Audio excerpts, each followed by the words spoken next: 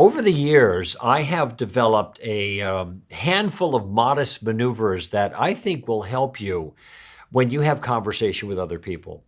I call them mini tactics because the concepts are relatively uncomplicated and they can be put into play pretty easily when needed. Each of them should have a place in your tactical toolbox. Here's the first one. It's called What a Friend We Have in Jesus. That's what I call it, at least. Have you ever noticed how often people who are not otherwise committed to Christ or the Bible make theological points based on what Jesus either said or presumably did not say? Now, in both instances, when that comes from a non-believer, I have the same question. Why should it matter what Jesus said or didn't say?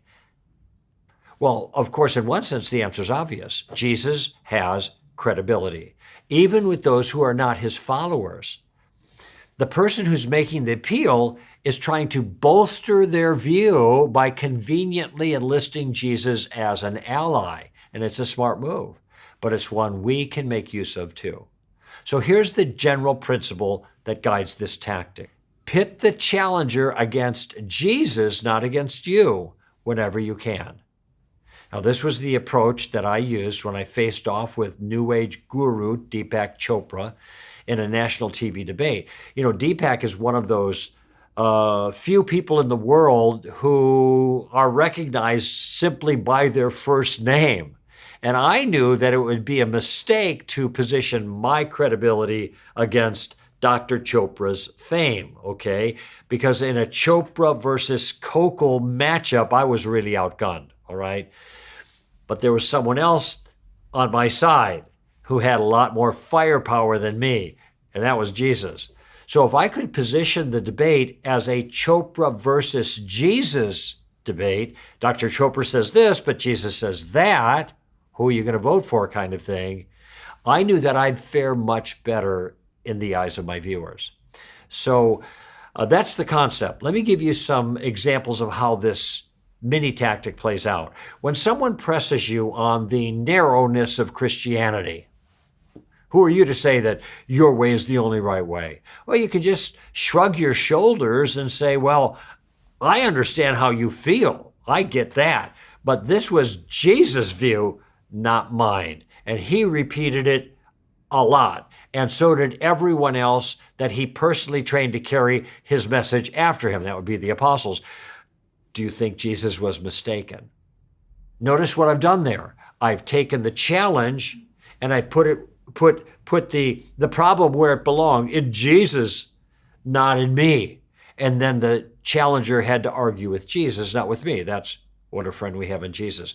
You know, once I got a letter from a dad whose daughter was competing in a statewide beauty pageant, and she was sure to face the question about same-sex marriage that was being asked a lot back then, which was an obvious attempt to marginalize anyone who didn't toe the politically correct line on that issue. So he asked, well, my opinion. What's the safest way to answer the question, what do you think about same-sex marriage, but still be faithful to Christ?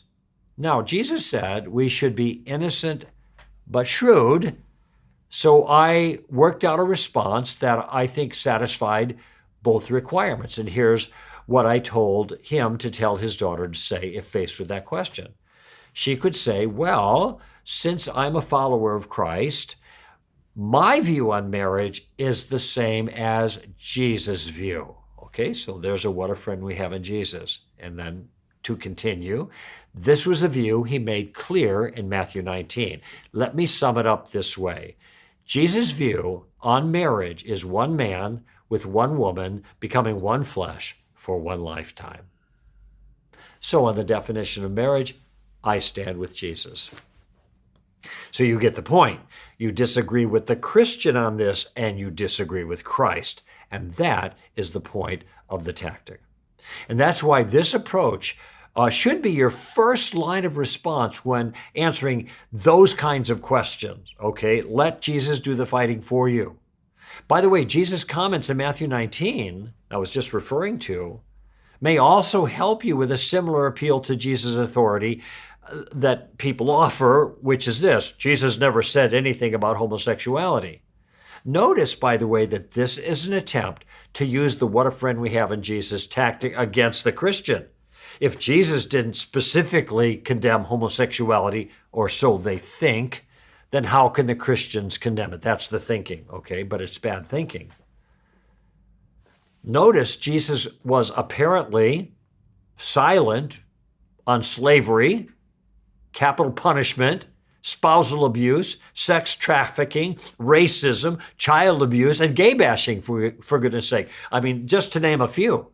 So do we conclude from his silence that he approved of these things? No, that's not going to work, okay? However, it appears Jesus actually did say something indirectly about homosexuality and same-sex marriage and gender dysphoria and all those kinds of things. It's right there in Matthew 19. One man with one woman becoming one flesh for one lifetime. Notice that covers all the bases, because everything that's said in the Bible about marriage and sexuality is covered in that statement. So my encouragement to you is to take advantage of any opportunity that you can find to get Jesus on your side. Let Jesus do the arguing for you. Now, you may have to set this up in advance by asking, what's your opinion on Jesus? This is a Columba 1, basically. What do you mean by that? You're gathering information. But once you get that, if they have a high regard for Jesus, then you can move forward. Most of the time, people are going to give you a positive response because most people like Jesus. So let them establish Jesus as an authority, a great teacher or an important prophet or a guru of some sort, whatever. Then you leverage Jesus in your favor. So the "what a friend we have in Jesus" tactic trades on the high regard people have for Jesus as an authority, even if they're not one of his followers. The general principle for the tactic is to pit the challenger against Jesus whenever you can. Get Jesus on your side, let him do the arguing for you. And when someone disagrees with you, they'll be disagreeing with Christ. Now, the next tactic, well, my mom had a saying that reminds me of it. She used to say, "Sticks and stones will break your bones, but names will never hurt you." You know this one, right? Because your mom probably told you the same thing too. It's a clever saying that encourages us to simply brush off foolish people, ignore the empty insults, and move on. And that's usually good advice. But it's not entirely accurate, because when it comes to thinking carefully, name-calling can be a distraction, and so it can do some damage. And this is where the sticks and stones tactic comes in. Like steamroller, this is a defensive tactic, all right? So you're protecting yourself with this tactic. It's a maneuver to protect you from a certain type of bad thinking and bad manners called name-calling. Now, here's how the tactic works. Whenever anyone tries to deflect your point by labeling you with a nasty name, a bigot or a homophobe or an Islamophobe or racist or whatever, always ask for a definition. That's the key. Always ask for a definition. Look, the rhetorical force of these words that people are using against you is sometimes so powerful, you're going to have a hard time overcoming them unless you flush their meanings out into the open. Negative labels succeed much of the time at marginalizing you because of their ambiguity. Plus, the person using them has changed the subject, hasn't he? From the issue at hand to a question of your character, which is irrelevant to the discussion. So don't fall for it. There are two advantages of asking for a definition. First, it stops the momentum of the unfair attack and puts you back in the driver's seat. Secondly, it forces the other person to think about what he just did. Once he spells out what he means, you can ask him why he thinks it's helpful attacking your character instead of showing you where your idea went wrong. Remember, ridicule is not an argument. Your questions could help take some of the edge off of an attack like that, okay? I actually suspect that most people don't even realize they've made a false move when they revert to using personal smears. They've been so thoroughly socialized to do this kind of thing that they don't realize that it's bad thinking, as I said, and it's also bad manners. And name calling, don't forget, is kind of an act of hostility. So be sure to be gracious and calm when you ask for a definition and you offer your follow-up questions. So the sticks and stones mini tactic is meant to blunt the rhetorical force of distractive name calling. And here's how it works. Whenever anyone tries to deflect your point by calling you a name, ask for a definition. Your question is going to stop the forward momentum of that attack, and it's going to force the other person to face the fact that ridicule's not an argument. Okay. Now, the next mini tactic was a result of an insight that I actually got from a movie. And the insight is sometimes it's better to move toward an objection, to affirm it in a certain sense, rather than away from it, to embrace the charge rather than run from it. What's the movie? I know that's what you're thinking. In the opening scenes of A Clear and Present Danger, a man with connections to the president is found dead in what appears to be a drug deal gone bad. So to contain the PR damage, the president's advisors tell him to downplay the relationship and distance himself from the problem. Makes a lot of sense. But then the Harrison Ford character suggests just the opposite. If they ask you if you were friends, say no, he was a good friend. If they ask you if he was a good friend, say no, we were lifelong friends. It would give them no place to go, nothing to report, no story. Okay, so in other words, don't run away from the problem in some cases, run towards it and diffuse it. Don't evade, invade. Embrace it, undermine its relevance, and take the wind out of its sails. And I think in certain situations we face, that's good advice. For example, I did a 3-hour national radio debate with American atheist Michael Shermer, and I fully expected him to fire off the atheist's standard response to evidence for intelligent design in nature and in biology. And here's what I expected him to say. If you argue for intelligent design in nature, then you're going to have to deal with the problem of imperfect design. Okay? In other words, if God designed living organisms, their design would be perfect. But, they say, there seems to be design flaws, and therefore there must not be a divine designer. Okay, so I'm thinking about that. What's the best way to approach it? And here's what I decided. If that point came up, I planned to follow the advice in the movie. I'd say, Michael, you're absolutely right. If I'm going to argue for an intelligent designer, I am going to have to deal with the appearance of imperfect design. But you're not going to get off that easily because one apparent anomaly doesn't nullify the overwhelming evidence for design. That would be like saying that a wristwatch wasn't designed because it ran 3 minutes slow. You'd be straining at a gnat but swallowing a camel. Now, that's what I was prepared to say to him. Notice that this particular challenge to ID is not really an argument against the evidence for design. It's a distraction from the evidence.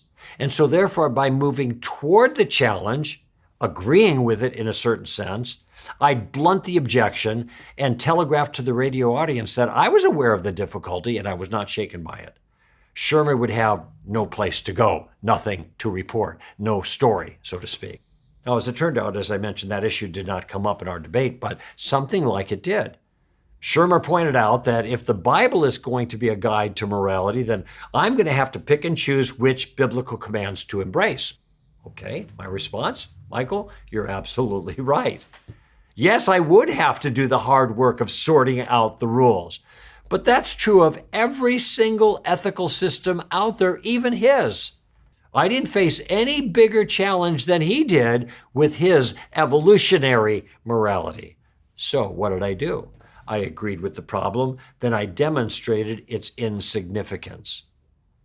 I know of Christians, to give another example, who were stumped when atheists charge, well, there are lots of gods you don't believe in too, Zeus and Jupiter and Thor and that kind of thing. So we atheists, we just believe in one less God than you. Well, that stumped these friends of mine, and they didn't know what to say. But it turns out that the atheist is right. But it does him no good. Believing in one less God than the monotheist is exactly what distinguishes atheists from Christians, after all. Nothing meaningful follows from this observation. So the Christian could have simply said, yeah, you're right.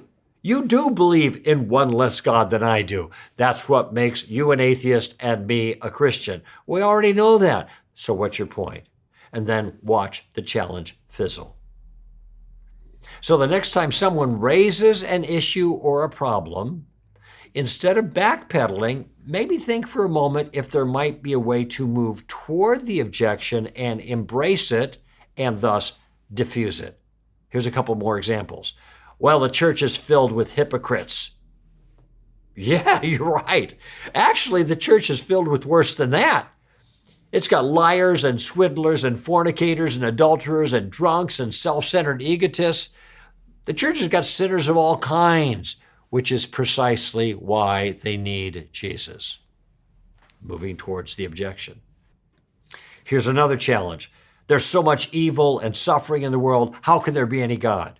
Now, there are a number of ways to approach this particular question, but here's how to do it by moving towards the objection. Of course, there's so much evil in the world. This is exactly what you'd expect if the Christian account of reality is true. The Bible doesn't just explain evil, it predicts it. We live in a world that humans broke, and a broken world produces broken people in broken situations. I mean, this is just what you'd expect because evil is central to our story. Without the problem of evil, we'd have no story, okay? Moving toward the objection. Again, here's another one. Oh, Jesus is just a crutch. God is a crutch. Yep, you're right. Handicapped people need crutches. We need God to help us, to hold us up, and to forgive us. So what crutch are you leaning on? How about this one? Every culture has a flood story like you have in the Bible, so therefore it's just a myth. You're right.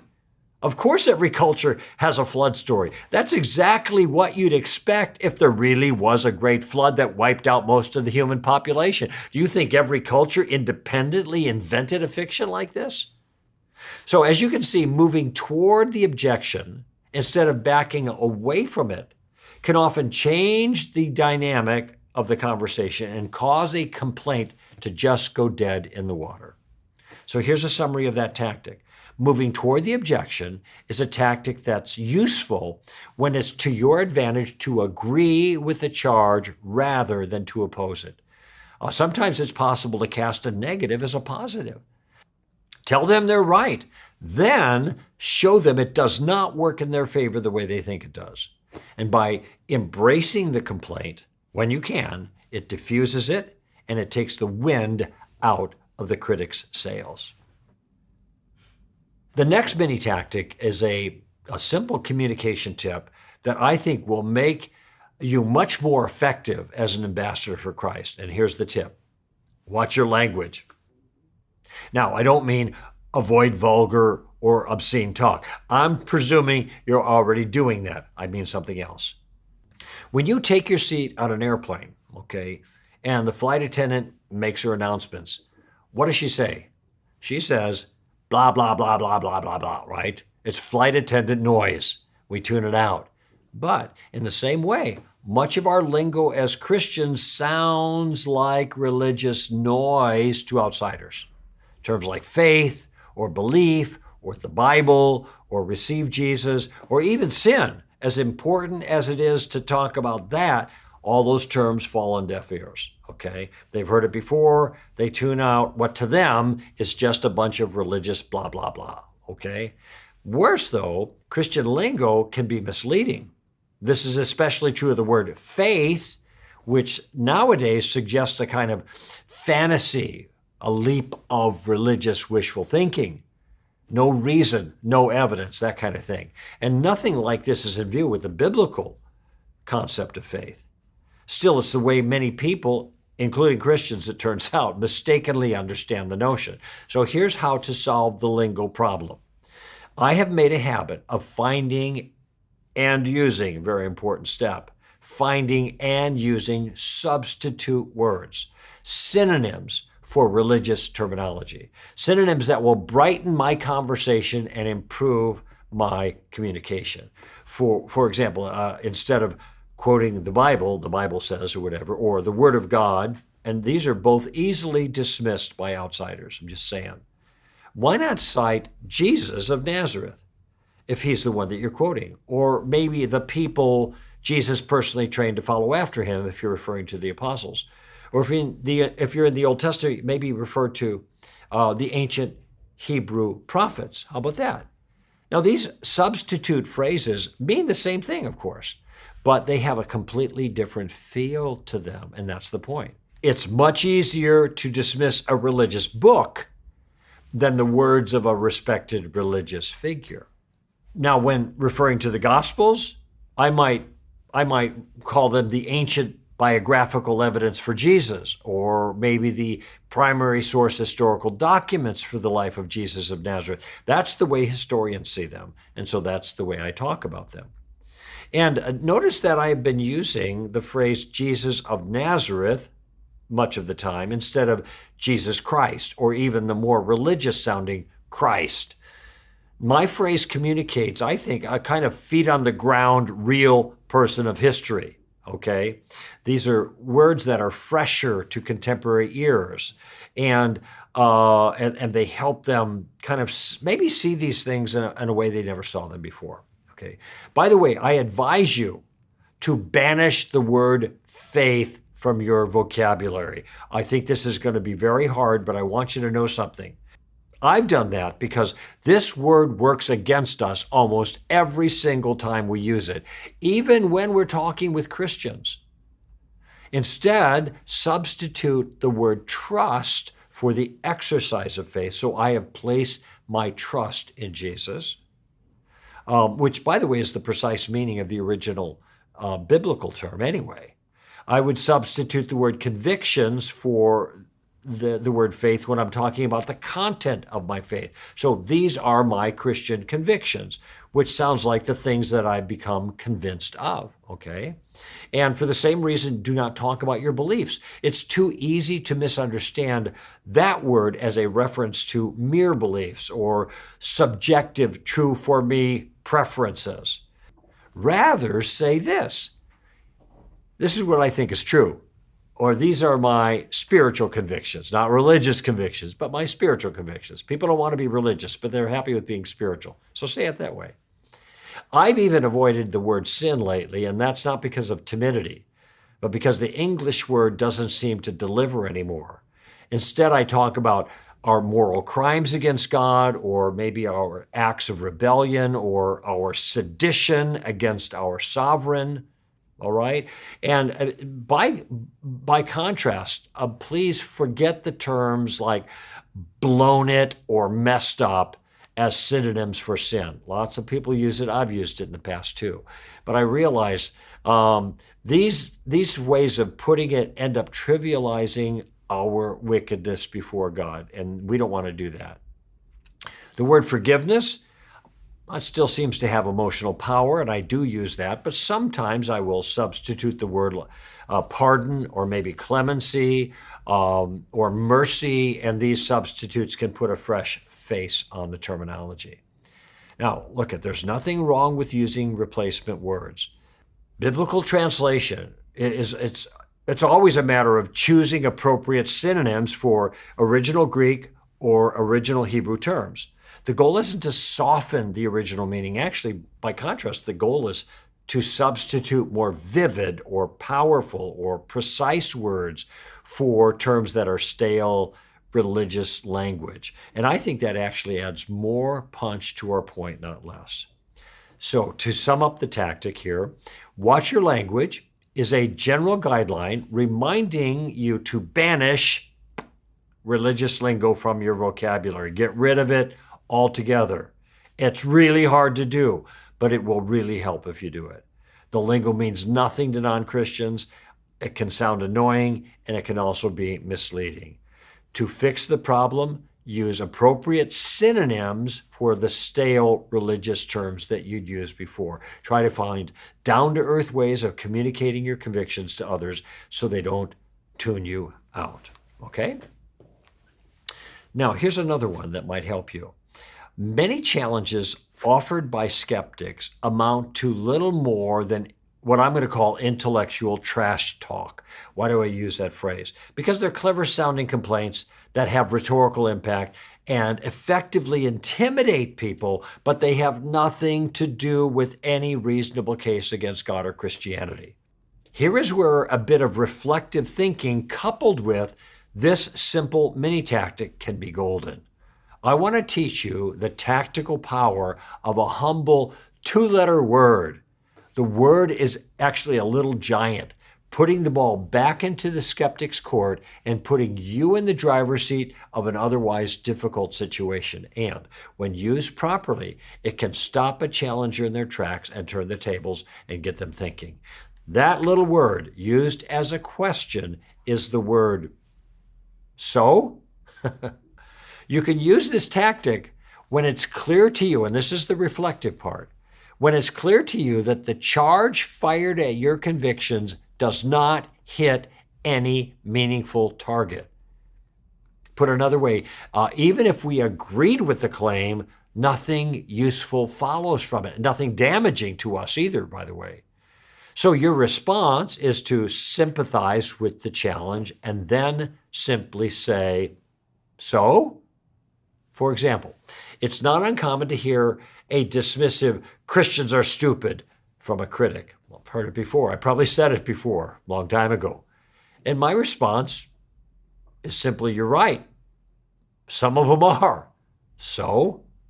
There are plenty of dull, simple-minded, gullible religious people. So what? Lots of non-religious people are mentally dense too, right? Of course they are. Hey, can Christianity be true if some Christians are dumb? Sure. Can atheism be false even if an atheist is brilliant? Sure. The observation, even if true, takes us nowhere. It's just trash talk. Here's another one. Christians are hypocrites. And we looked at this from another angle a moment ago, but here's a way of using this tactic. Yep, some of them are. So? Churchgoers have all sorts of vices. We know this. What does this tell you about Christ? Nothing. Sure, some religious people don't live up to their convictions. Right. Therefore what? Christianity is false? Well, that doesn't follow. Here's one more example, and it's something I've heard a lot. You're a Christian because you were raised in America. If you were raised in Iraq, you'd be a Muslim. And my answer is, probably. So? I mean, even if that's true, what does it tell us about the merits of Christianity versus Islam? It doesn't tell us anything. What does it tell us about the merits of theism versus atheism? It doesn't tell us anything.